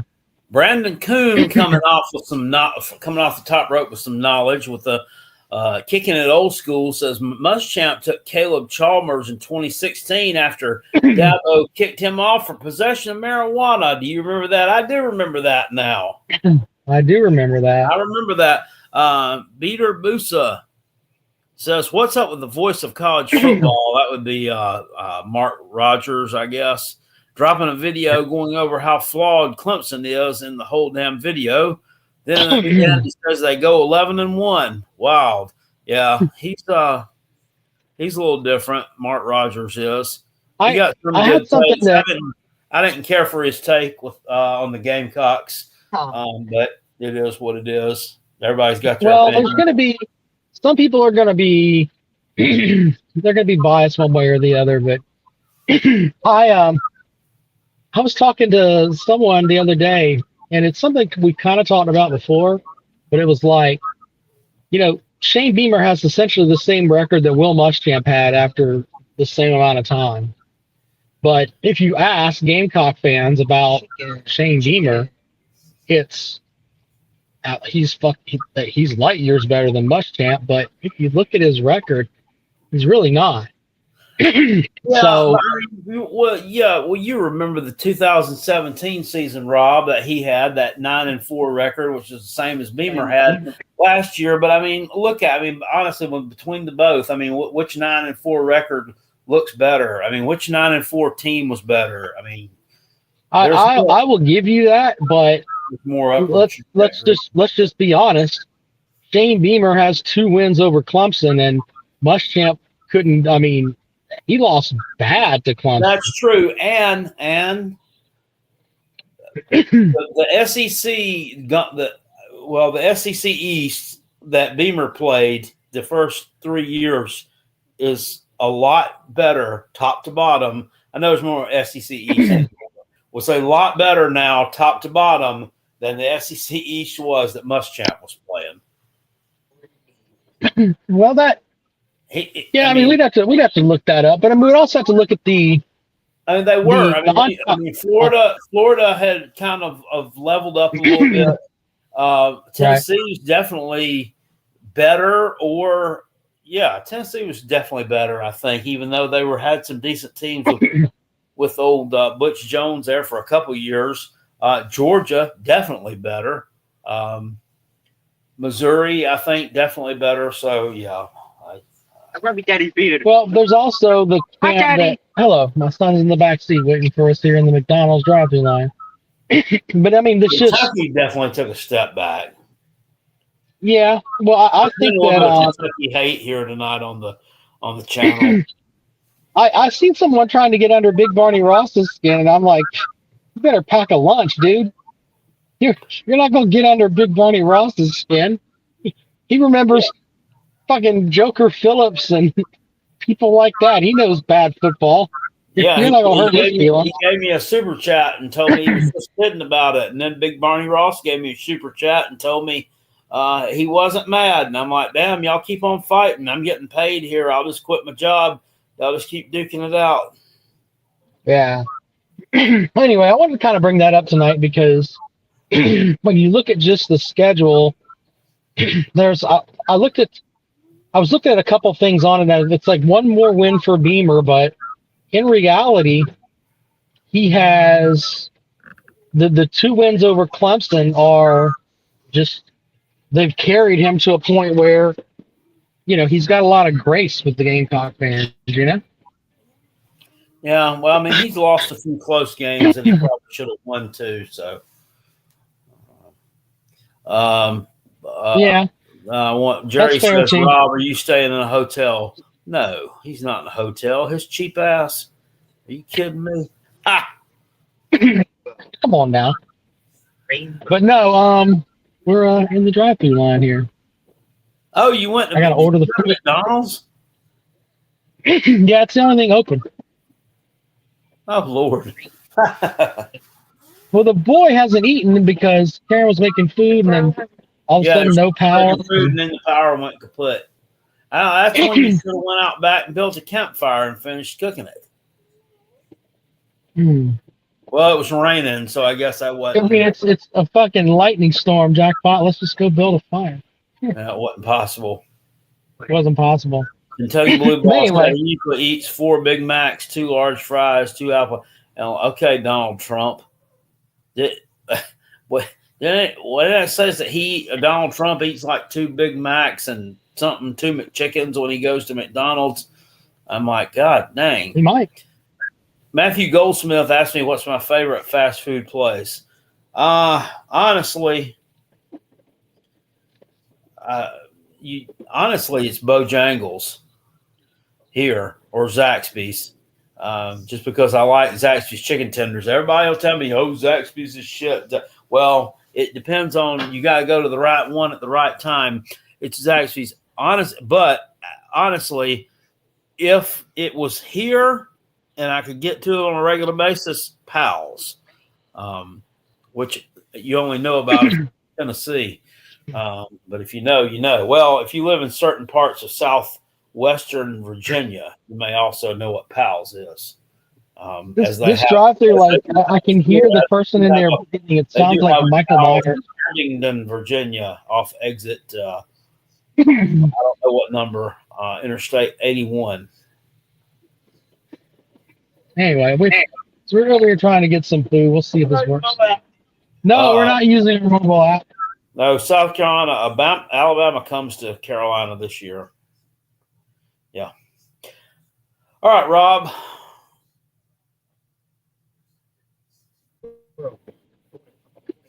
And then 1 large fry. All right, Rob, I'll see you. I'm fixing to cut this short here, or cut it off. No. All right. All right, gang. I'm going to go on ahead and get out of here tonight. I got to get to bed. It's almost 11 o'clock. We've been on here for a couple hours. Had a great night. Had some good college football talk. Had a little bit of delusional talk, too. Courtesy of Octavian. I appreciate you dropping in all the time. Appreciate Squid Tard, Tiger Red Devil, and Billy Cole, who all came on the thing. Gamecock Chuck says our Whataburger opens tomorrow morning. Aren't you up in Hickory? I saw where the one opened in Gastonia a couple of weeks ago, and people were just like lined up everywhere to go to it. Hey, here's a spoiler alert, Gamecock Chuck. It ain't all it's cracked up to be, buddy. It's just a thing now. Ours have been open for about a year. It's not even a line anymore. I got a kick out of. I was watching it on my phone. I don't know why. It was the other week. I was sitting there watching a little news story from WBTV in Charlotte talking about the Whataburger opening in Gastonia, and they were interviewing some rednecks out there that were waiting in line, and a couple of them were like, "I just wanted to come to it. I'm here with my uncle, and we came all the way from Spartanburg." You had a Whataburger open about 6 months ago in Spartanburg. I don't know why you're driving all the way to Gastonia for the grand opening of their Whataburger, but yeah, maybe they were in line to get like free Whataburgers. Fireball says Whataburger's high as fuck. Yeah. It's not that bad. Everything's kind of high anymore. Whataburger sucks. Would rather go to Del Taco. Yeah, there's no Del Taco in South Carolina anymore, Brian. The last remaining Del Taco in the Palmetto State was in Columbia on Harbison, and that closed down probably 2 years ago. There's a food review over on my Rockabilly channel from the now defunct Del Taco on Harbison Boulevard in Columbia, and if you watch that review, you'd probably see why it's closed up. Food quality, ass. Customer service, ass. Now closed. Jerry Wells said, I miss Quincy's. There's still a Quincy's in Florence, South Carolina. They call it Quincy's, but it's nothing but, I think it's just a buffet restaurant, basically. I don't think it's like a steakhouse type deal anyway. Eddie Rose says, Jackpot, how well do you think Missouri will do this year and decide to play? Y'all will be okay. I mean, everybody's predicting Missouri to be terrible. Squid Tart, who was in here earlier, thinks Mizzou's not going to be very. Says South Carolina's got a bunch of losses incoming if they lose to Mizzou on the road. I don't necessarily think so. I think Missouri is a 7, 8, maybe 9. I think 9 wins might have been about their ceiling because they do have to replace a lot. But Eli Drinkwitz always gets the kids to play well on the offensive side of the ball. And he always seems to find these diamonds in the rough, like these Cody Schrader type players that nobody's ever heard of that ends up being really, really good. And I think he'll do it again. And I think that quarterback, Bo Pribula from Penn State, is going to be a problem for some people. I mean, this is a kid that he's not the greatest passer in the world, but I watched him play a lot of the game against Wisconsin when Drew Allers got hurt. And he played pretty well, and he's got some wheels on him too. Might be a little bit of a problem for people in the SEC that they're not exactly looking for. Quentin says you could feed a family of 10 for $3, but yeah, back in the day. Jackpot of ever ate the Epic Buffet in Simpsonville one time, and you go look at the food reviews there. Not the food reviews, I'm sorry, the health scores I meant to say, you wouldn't go back. That place is constantly getting shut down from the health department, and then they'll go in, they'll clean it up, and they'll give them a follow-up inspection. They'll get an A on it, and they'll open it back up, and then 6 months later, they're getting another C or a D on their health inspection. Nasty stuff, too. I mean, like people not wearing gloves, them storing the raw or storing cooked food underneath raw food. You don't do that. That you're risking cross contamination there. Rodents visible in food prep areas. Because I don't know if any of y'all have ever looked at this kind of stuff before, but these DHEC inspections, they're public property. So you basically go on the DHEC website and you can pull up any health inspection from any point in time for any restaurant in the state that you want to look at the health inspection for, and you can read the whole thing. They have to be 100% open for everybody to look at, and that place is horrible. I ain't going there. Couldn't pay me enough to do that. Is the Four Seasons Steakhouse still open in Williamston? I never heard of it, so probably not. I don't go through Williamston a lot, but I don't think that's still there. Where exactly was it? Billy says I miss Shoney's. There's still Shoney's in Tennessee in Pigeon Forge and Sevierville, or there was last time I was up there. Of course, breakfast buffet is about $30 a person, but it's still there. I'll tell you somewhere that's high as Jersey. Oh, yeah. Yeah. Got to watch out for potentially hazardous food. Yeah. What do I get from Bojangles? I like the Cajun filet biscuits. I like the tenders. I like the fried chicken, too. Fried chicken is good. The fried chicken there, it's like the only place I know that you can go to where the spices are the spices and the good hot spices, they're actually kind of infused in the chicken. Most of these places, they just season the breading and then they, batter the chicken up, throw it in there and fry it, which is great.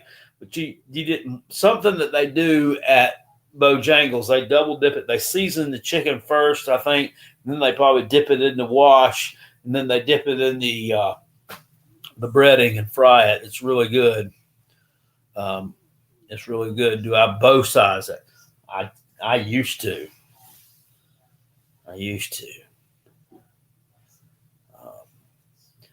But I don't that much anymore. Billy says you just hit the call button to the nurse's station. You need a snack. Yeah, well, there you go. Popeye. Octavian says Popeyes is better. I tell you, my problem with Popeyes here when I go, Octavian, there's one up the road in Malden, South Carolina. And my problem with them is they're always out of shit. Like the chicken sandwiches, I I went one time and all I ordered was a regular chicken sandwich and a spicy sandwich. That's all I ordered. No fries, nothing. We don't have any chicken sandwiches. What? Really? So, that's my issue with them. That's my issue with them. WWE Night of Champions in Saudi Arabia is ridiculous. Yeah, I don't know that. I don't know. That's probably not the smartest thing. Jackpot, why am I not a Carolina Panthers fan? I'm just not. Just always liked these guys. So I stuck with them. Started pulling for them when I was a kid.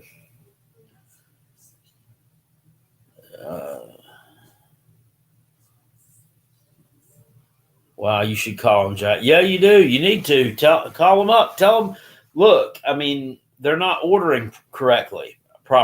I mean, you know about how many customers you're going to have a day. I know you've got some kind of model, some kind of ordering system. Either they order the product for you, maybe they need to order the product for them at this restaurant. But they're running out of chicken breast. To me is ridiculous. The Popeyes here has a terrible roach infestation. What? Where? That's crazy.